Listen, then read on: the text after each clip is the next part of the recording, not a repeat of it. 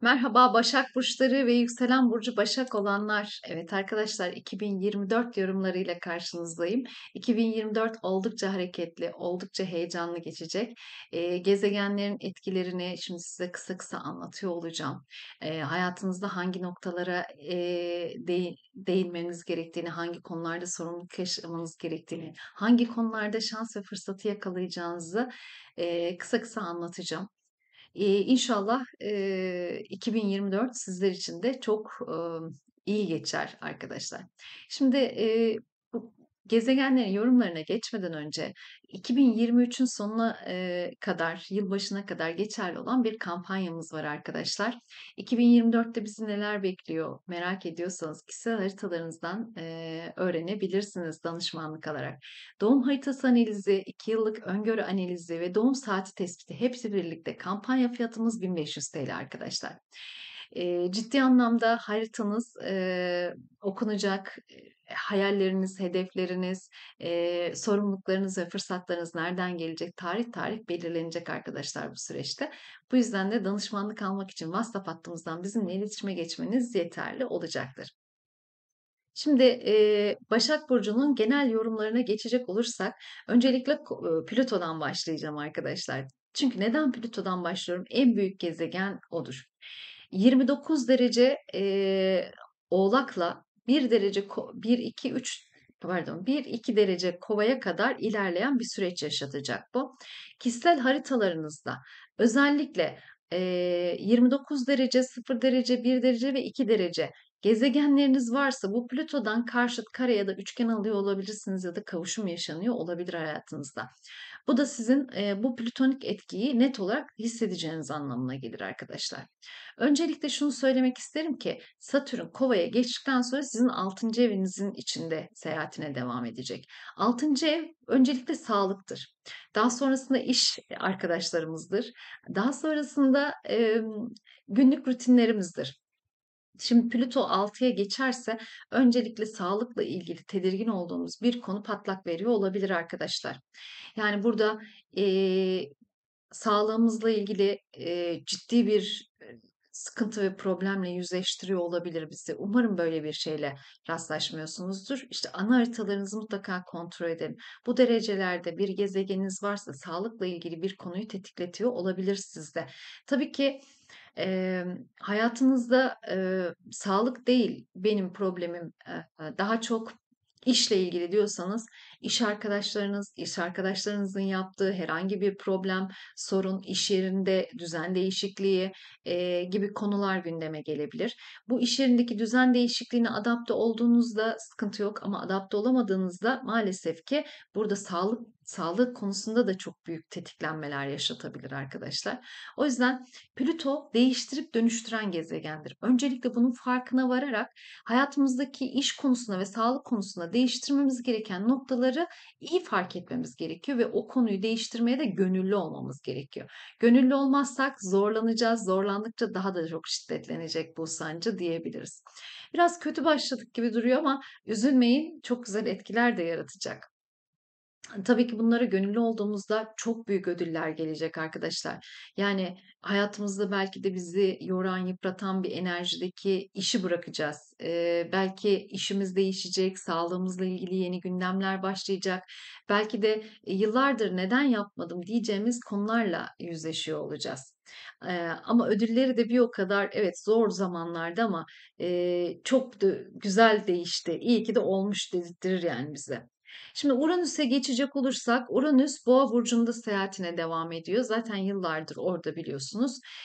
Şimdi 19 derece ile 27 derece arasında gezegenleriniz varsa özellikle Boğa ve diğer burçlarda o zaman bu Uranüs'ün etkilerinden en çok sizler etkileniyor olacaksınız diyebiliriz. Özellikle 9. ev, eğitim, seyahatler, uzun seyahatler, yurt dışı, sosyal medya alanlarınızla ilgili ani beklenmedik hızlı değişim dönüşüm enerjileri yaratabilir. Özellikle sosyal medya alanından belki işinizi sosyal medya üzerine taşımak, e-ticarete taşımak, işte bir web sitesi üzerine taşımak, online satışlar yapmak, online canlı bağlantılar, yapmak, online satışlar yapmak gibi bir konuya eşitleniyor olabilir. Buralardan oldukça kazançlı fırsatlar yakalıyor olabilirsiniz. Yurt dışından iş teklifleri, yurt dışında eğitim fırsatları yine yakalanıyor olabilir. Yurt dışı bağlantılı satışlarınız yine dile gelebilir arkadaşlar. Bu dönemde çok fazlasıyla bu vurgular var.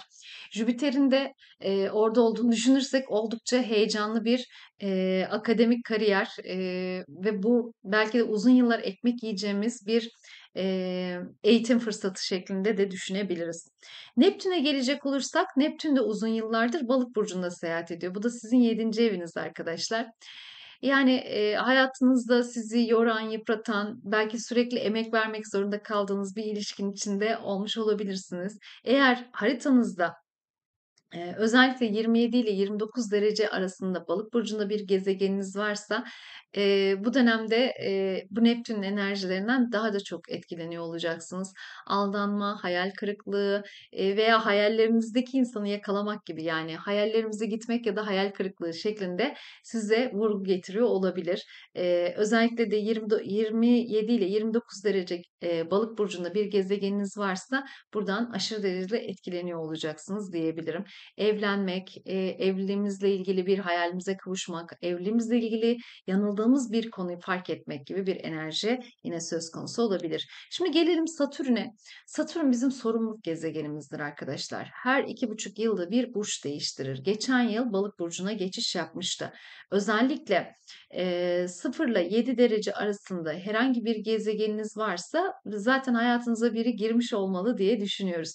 Eğer 0 ile 7 derece arasında herhangi bir gezegeniniz yoksa bu sefer hayatınızda 12 ile 19 derece olanlar bu dönemde Satürn'ün 7. ev sınavlarıyla karşı karşıya gelecek. Şunu demeye çalışıyorum ki karşınızda belki de sizi desteklemek isteyen ya da sizin onu desteklemek zorunda olduğunuz biriyle karşılaştırmış olabilir.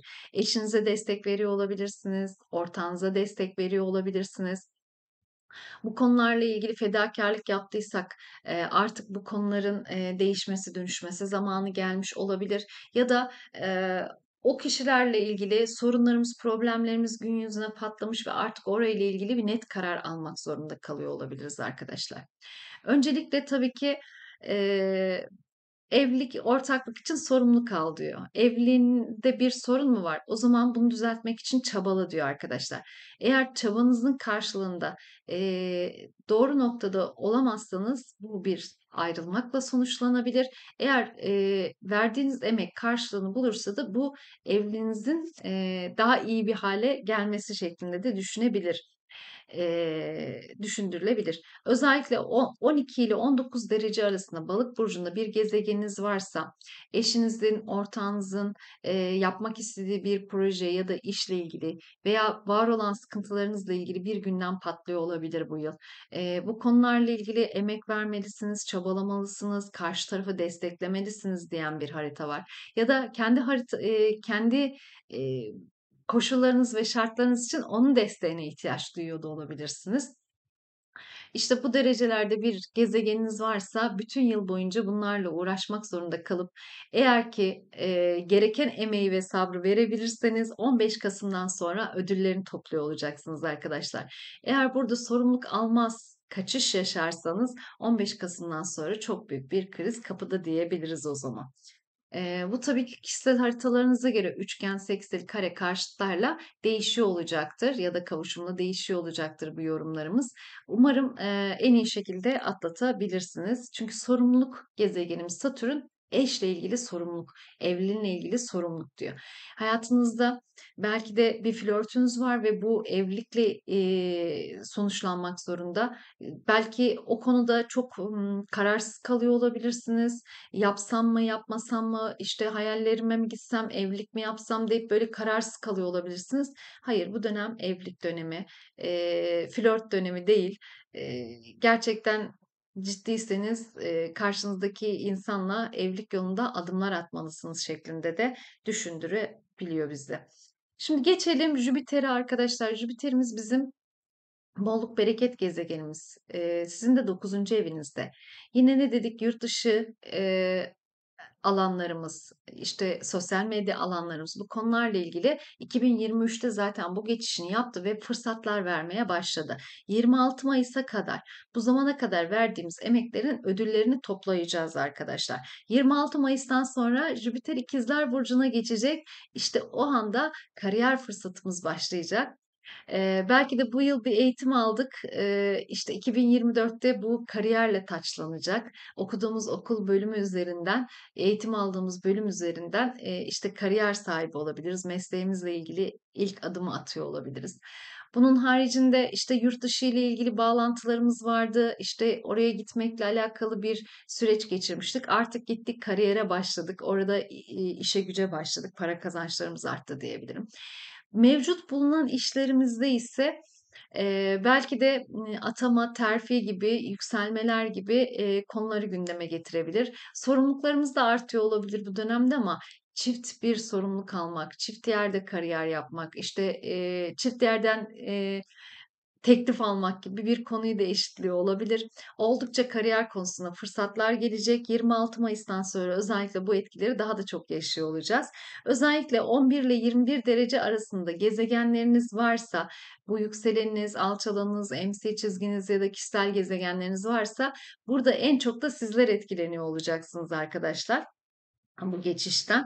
Ee, Jüpiter'in bolluğunu ve bereketinin bu yıl kariyer noktanızdan sizin üzerinize yağdığını hissediyor olacaksınız. Zorlandığınız ne kadar kariyer konusu varsa bunların hepsinin tamamlandığı artık zirve noktaya ulaştığınız bir süreç var diyebiliriz. Tabii ki Satürn daha henüz gelmedi oraya. Asıl zirve orada yaşanacak ama onun 1,5 yılı var. Ama bu yıl bile Jüpiter size 1 verip 5 kazanmayı taahhüt ediyor kısacası. Şimdi gelelim bir de ay düğümlerine ve tutulma enerjilerine. Ay düğümlerine baktığımızda 2-8 aksında ilerleyecek.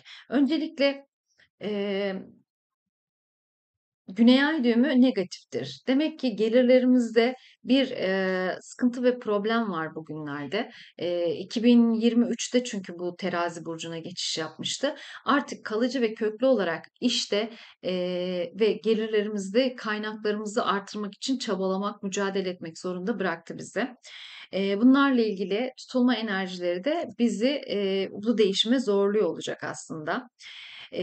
Koç burcundaki 8. evimize baktığımız zaman da Koç burcunda bir kuzey ay düğümümüz var. Bu da e, eşimizin gelirleri, işte ortak gelirlerimiz, prim, ikramiye, nafaka gibi konularımızın oldukça gündemde olduğu, beklediğimiz bir mirasın gelmesi, yaptığımız bir yatırımın değerlenmesi, daha önceden işten çıktıysak bunun tazminatını almak gibi konularınızı gündeme getiriyor olacak arkadaşlar. Hak ettiğiniz başkasından gelecek paralar konusunda hak ettiğimiz paraların bize gelmesi için tutulmalar yaşatacak diyebiliriz. Şimdi baktığımızda 25 Mart'ta 5 derecede bir ay tutulması gerçekleşecek Terazi burcunda. Bu sizin ikinci ev alanınızda. Demek ki Mart ayında para ile ilgili ilk gündemimiz başlıyor olacak. Gelir giderlerimizin dengelenmesi, nasıl bir çözüm ve çıkış bulmamız gerektiği, kendi işimizi mi kuracağız, yatırım mı yapacağız ya da iş mi değiştireceğiz? Bunlarla ilgili var olan problemlerin daha da görünür olduğu bir durum yaşatacak. Daha sonrasında 8 Nisan'da güneş tutulması yaşanacak Koç burcunda. İşte işten çıkarılabiliriz, tazminatımızı alabiliriz, kendi işimizi kurabiliriz, mirasımız, nafakamız burada işte bu tarihlerde Nisan'da yaşanacak olan tutulmayla beraber gelebilir.